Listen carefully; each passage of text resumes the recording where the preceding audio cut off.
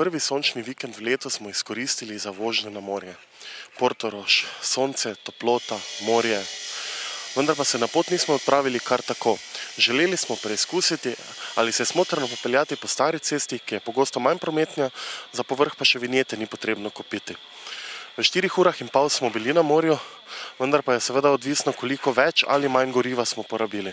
Naša pot iz Maribora v Portorož se je začela skoraj polnim rezervoarjem goriva ob 8 uri in 52 minut zjutraj, pri čemer nama je sodelavcem prvi problem predstavljala že pot do Hoč, saj nismo natančno vedela, ali dvopasovnica sodi med ceste v upravljanju Darsa ali ne.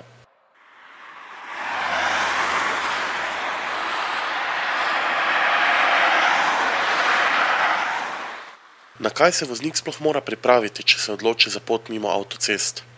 Po pričakovanju je bila stara cesta sorazmerno prazna, tu pa tam kak avto, skoraj več so videla traktorjev.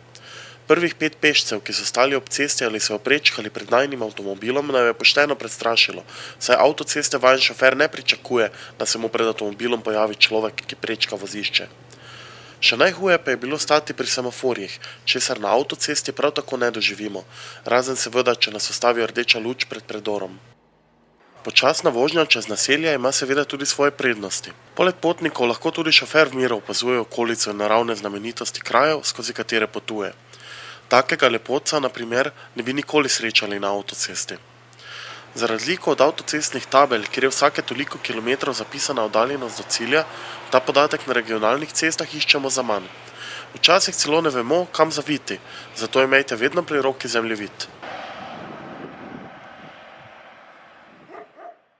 O prisotnosti policije na avtocesti in regionalnih cestah ne bi izgubljali besed. Na avtocesti vas bodo snemali s providov in lovili stacionarnimi radarji, na regionalnih cestah pa bo na vas streljal namišljeni policist. Avto je seveda pravi.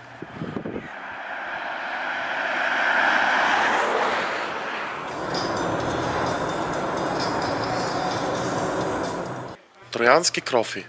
Še vedno priljubljeno postajališče za potnike v obe smeri. Avtocestni izvoz je dovolj blizu, vozniki, ki se peljejo po lokalni cesti, pa tako ne morejo drugače, kot da bi se ustavili.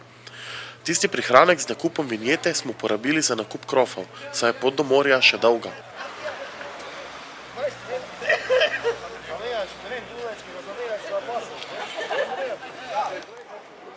Kljub umirjeni in precej počasnejši vožnji v primerjavi z avtocesto so nenehna pospeševanja tista, ki dvignejo porabo goriva.